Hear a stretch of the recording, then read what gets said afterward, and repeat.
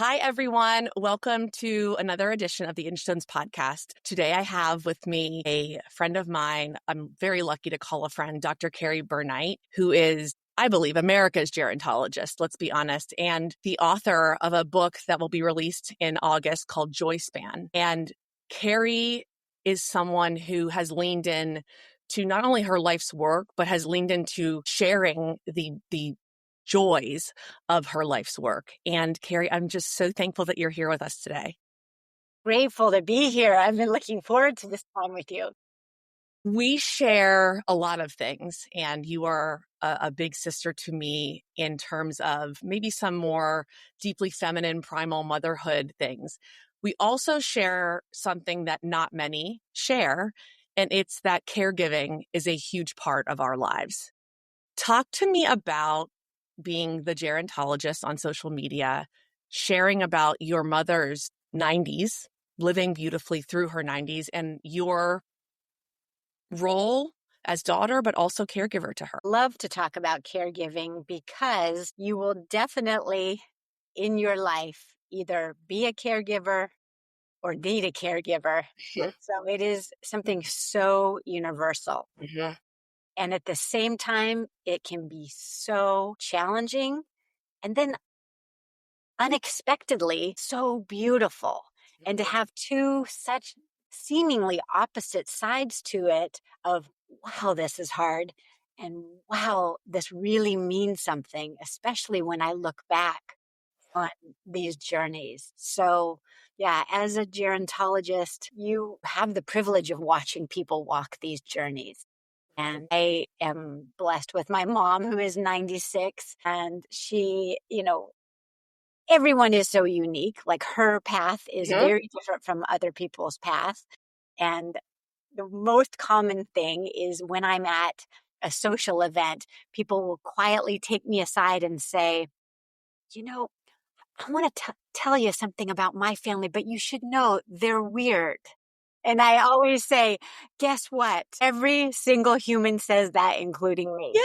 Yes, like we all are. That's part of, because if we weren't that, we'd all be these clones of each other doing the exact same dance of life. Like that's not interesting at all. Yes, exactly. Do you feel like in being a gerontologist and witnessing the aging process and witnessing your patients as they age, but the family members that come in to support the directives that you have, and I think witnessing is such a huge part of the caregiving experience. So you straddle both, right? As the caregiver, but also as someone who has professionally done this as a provider. Do you feel like both play a role in how deeply you lean in as your mother, as a caregiver to your mom? Very much so. And so I think we today can have so much fun exploring how multifaceted it is, Mm-hmm. particularly like, caring for children who have great needs. Mm-hmm. And then a lot of times we have illnesses and things that we carry. Mm-hmm. And then our parents have things, and then mix it in with the family dynamic. And I think one of the unifying factors in this is issues of autonomy. Mm-hmm. So I would say autonomy and dignity, right? Because the initial thing that everybody goes to is safety. And it's understandable, like particularly with kiddos where you think this is life or death, whether I Right. am doing this. And then also thinking, how can we enable people to Totally. have as much autonomy and dignity as they can in situations that often are profoundly awful and Right. humiliating. Right. Like what environment can we make so that the things that keep them safe are enough are organic enough to have them feel the autonomy, truly feel autonomy and have agency, right? Yes. And what I've learned from you, Sarah, is that a lot of times enabling the people that we are caring for to have the maximum autonomy and dignity and Mm-hmm. joy requires that we go against the norms Mm-hmm. of what people from the outside looking in see as okay or right. And I'll give you an example, and I Yeah, know that you would be have great. literally thousands of examples in your own life, but my mom lives in a house with steep stairs. She's 96. She has congestive heart failure and double knee replacement, double hip replacement. So I ran into someone who said, I just feel very surprised that, you allow your mom in her condition to be alone in her home. And it seems you, of all people, wouldn't be doing that. Mm, And I right. know what she was saying, and I don't agree with it. And for me and for my mom, it is not right. And I'm going to have to be able to release that Yeah. and say, thanks for your input. And then just be able to let go and move on. Right. Like that choice that you had, you and your mother, was probably not taken lightly at all. And I think the dismissal that you and your mom and probably the whole family have discussed about that situation, to minimize that with a comment, that's one of those things that I absorb, because I can only imagine, what that projects from someone else. I think that's why this conversation is so cool from your to my end on caregiving, is that it's so unique to what your family and your needs are. And you are a product of your mother. Like, your mother birthed you. Like, so there is you are your mother, and you can't run from that. And so your decision-making process, how you processed it, how you decided that, trust me, your mom. The only person that knows your mom better than you is her. It's Yes. your mom. I listened to her, and within every family within caregiving, you definitely will have disagreement. Like, that's one thing, every family, we are going to have disagreement. And when it comes to the most important person, Mhm. it is the person that we're talking about. It is the person living with extra vulnerability. And so, like in my mom's case, she doesn't have cognitive impairment. So, that's one factor. A lot of parents, older adults, if you live long enough, it's not a normal part of aging, but it is Mhm. much more frequent as we get older to live with some cognitive impairment. And then, too, it is critical to listen to the older adult, because it's not an all or nothing endeavor. Like, you can still ask, let's still talk about it, and we will still, as a family, disagree about it. But like, we're trying to bring these things out from the darkness into the Mhm. light. And Correct. that That well, happens. that's the part of being human in all of this. Like, any human interaction, essentially, someone brought this up to me, and I was like, that's hard to absorb and hard to say, but you're right. Every human interaction is conflict. Yes. Everyone, even ones like you and I, who, like, all I want to do is listen to you talk all day and hear about your life, but it's still in conflict with the choice of my time, the choice of your time. Like, there's conflict everywhere just with humans interacting. Yes. And so the sacred nature of caregiving and discussions around it, it's like emotionally charged, and it's still Yes. conflict. And you are the daughter of someone, you have lived your entire life as Betty's daughter, your entire life, right? Like, you're not running from that fact. That's so true. And then I think people might be thinking, what do I do when I so disagree with my Yes. person that I'm caring for? Like, Yes. an example I can give with my mom is she was really deathly ill in the hospital for a month with Mm. C. diff, which is when you have an intestinal overgrowth Oh, of wow. bacteria, and it's very awful in many, many ways. And so she was, so very ill. And Hmm. so I couldn't imagine how she could get up the stairs. So without asking her, I brought in a hospital bed downstairs. And I was so pleased with myself, because I thought, oh, this is so nice of me. And she What an got, act of love that I did. yeah. And then she got home, walked in the door, and just was crestfallen that she did not want that ugly, awful hospital bed. And I did that without asking her. And she said, you need to have it taken away tonight. I cannot stand looking at that. So, It's not funny, but she is alive, has lived her life as much good intentions as you had, and as good as you felt making it, you still had to reorient to your mom. I did. And I realized all of a sudden, like, I'm in the wrong on this one. It's okay, and we'll move on. Exactly. So we just the same day had it taken out, Yeah. and we bring it up from time to time. And when we start getting to that conflict again, my mom will say, "This sounds a little bit like the hospital bed, doesn't it?" I think of right now, me and my love for the holidays is that you have got to get a hospital bed ornament for your Christmas tree. Yeah. Because like this will turn into something that's light. That's what life is all about, is it taking something that taught you a lesson and being able to reflect on it and go, oh my gosh, yep, all right, well, that happened too. And so then there's the, like you said, the innate conflict in Mhm. person to person. And then there's the other innate conflict that is, and that's within ourselves. Absolutely. It's important for every person to really take in the fact that there is not a caregiver in the history of caregiving who ever thought, I really am nailing this. And Gosh, I'm crushing this. I am doing such a very good job. And Right. every day we have this conflict of I'm supposed to, everyone says to take care of myself, and I'm not. And then Right. everyone says, well, don't leave them alone for this second. And so it's just this inside of ourselves Totally. conflict as well. Absolutely. Said something and it made me think of an inflection point that crosses over to someone like me, of a mother of profoundly autistic children who will require lifetime care, one-on-one care. Do you feel like there's an inflection point in some patients of yours or an older generation that is needing care? Do you think that something switches? There needs to be someone actively a part of their lived experience, one-on-one. Yes, yes, that's very insightful. And it's a lot of, usually, it's a lot of little things Mhm. like, huh.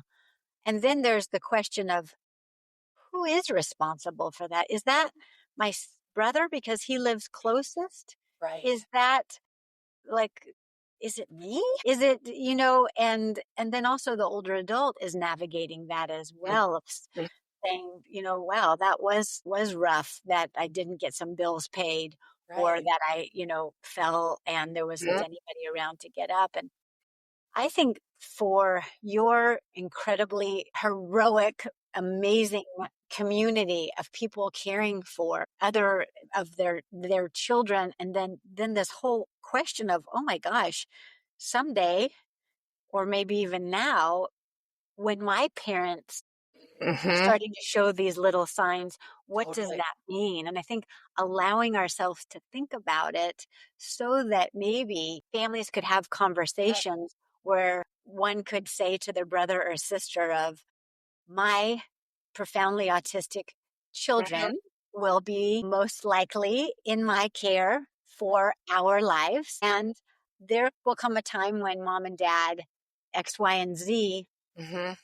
how do you see this? Right. And are there financial resources so that we can hire someone to help with Mhm. mom and dad? Are you comfortable with that? Are they comfortable with that? And that, how about also conversations with your older parents or Mhm. grandparents also saying, gosh, I have What learned does so that much. look like to you? Yeah. Like, what What does does that that, look? yeah, Yeah. it's not weird or morbid to think No. of it. I think the mortality of us all, unfortunately, has a film of deep sadness around it. And I hope that conversations like this allow for the humanity of it all to rise, and being there. There are some deep silver linings, because it actually requires such connectivity that I think in so many ways, while I can be shocked that I'm still putting on pull-ups on a 10-year-old daughter, I'm also so deeply aware that I'm embedded in her life in a way that other mothers of typical 10-year-old girls are not. Yes.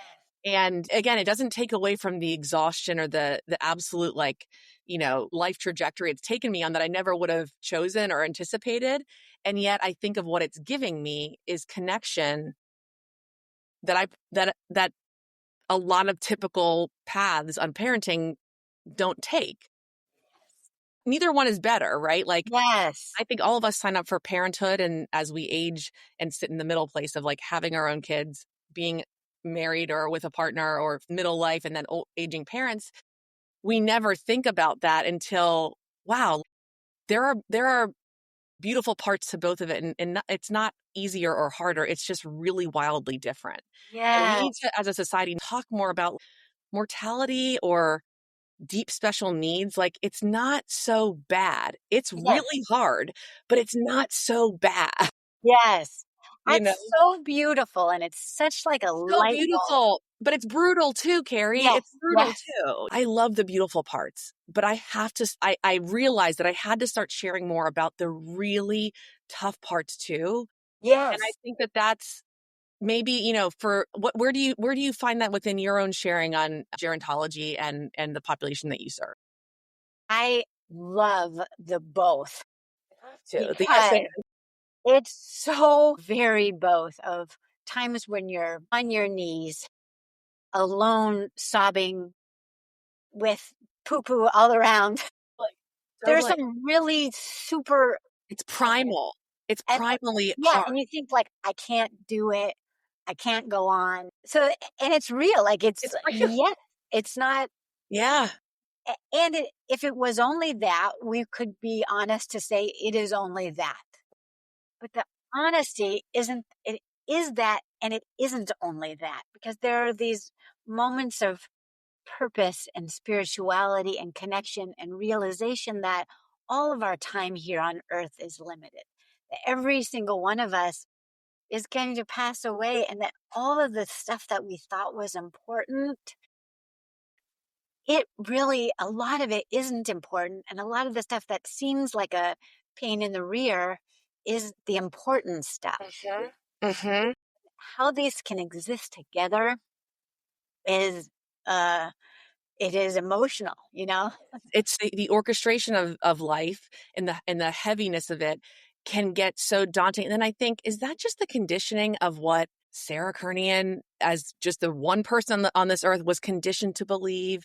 And then that got ripped away and then it changed. It's like, I know that while I might be unique in it, I'm also not unique in the hard and what that looks like and how deep I have to rely on childcare for my ability to do and even talk about the hard, right? Yeah. And that's one thing that I'm sure you know better than most is that none of us are getting out of here alive. And I sort of love that. I love the universality of that, you know? As a gerontologist, I go to a lot of funerals and celebrations of life. Yeah. And I feel lucky about it because, like, every time it reminds you, not one person got out of here unscathed. Yeah. Not Yeah. one person, you know, makes it like to this finish line of like, oh wow, Oh yeah, like here we go. Like adios, everyone. I mean, maybe someone does, but I'm sure there's one person on the planet that does that. Um, before we wrap up, because this is all just it, it resonates so deeply. Again, it is so apparent to me how it blends into my own life, and our roles are so different. Where do you find your daily inspiration to desire to share how you do, desire to write about this? Because I do think that our country specifically is craving joy span. Like literally, like they might not know it, but they are craving this and they don't want to talk. So it's like that tension. They don't want to talk about it at all. But gosh, if we can get joy span in the hands of everyone, it doesn't matter. Like someone who's 42, as a caregiver, and someone that's in a situation like similar to you, it's so important. We need this perspective to get out because I think it's such a gift. I feel like there's so much about longevity, about how long we'll live, or Mhm. even how long we'll live in good health, which matter. But a long life doesn't mean much if you don't like the quality of your life. So it's like thinking about like what is quality of life? And something that is a guiding principle for me is that I think a lot about the worst of the worst of the worst that I know of, although I'm sure they're tied for the worst, but I think about German concentration camp. And I think, the work of Viktor Frankl, where Yeah. he said that they can take everything from me except for my spiritual freedom. And so I think like even in, I'm like laughing so hard because you're saying that. And I'm like, it's on my shelf, like right here. is it? You can't take my spiritual freedom. So Mm-mm. at the times when we're at the rock bottom, and we will be, to think, Will. yeah. So regardless of what comes our way or our family's way. So, like, if one, as a friend, was recently diagnosed with ALS, right? Like, that's Mhm. a tough one. And you think it can take everything. And then I think, oh, like in my mind, accept spiritual freedom. And that doesn't diminish the very real pain that Right. there is.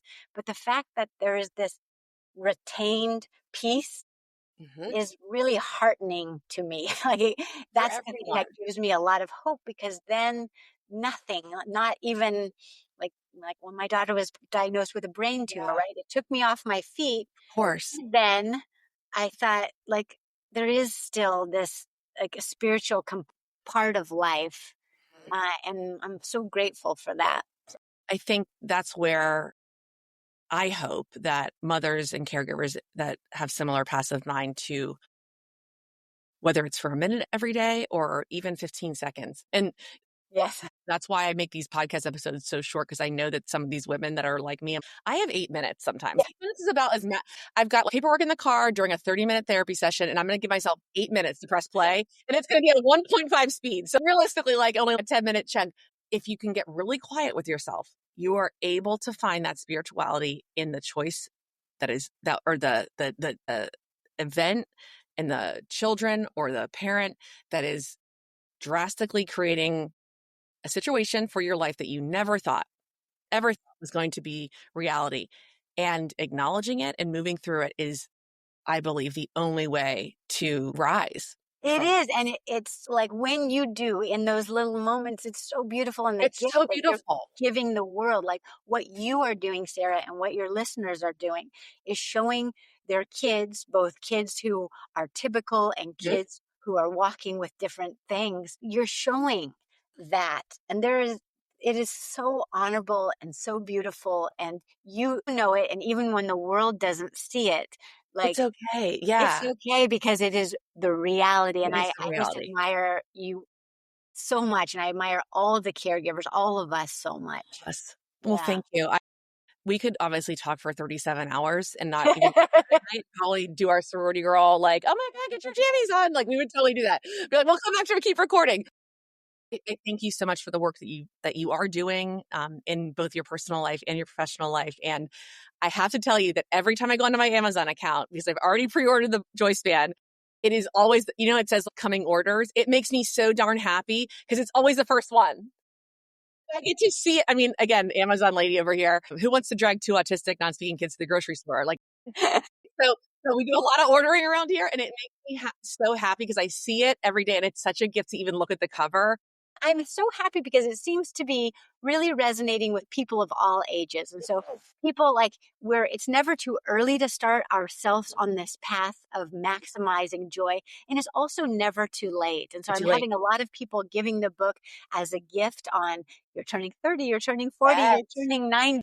Yes. Yes.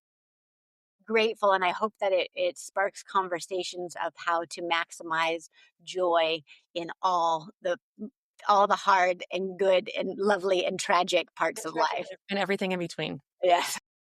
Right. Well, Dr. Carrie Burnite, thank you for being you again. I mean, listen, I hear someone probably about to bust down a door. I've had to replace doors around here, so it's not an uncommon thing.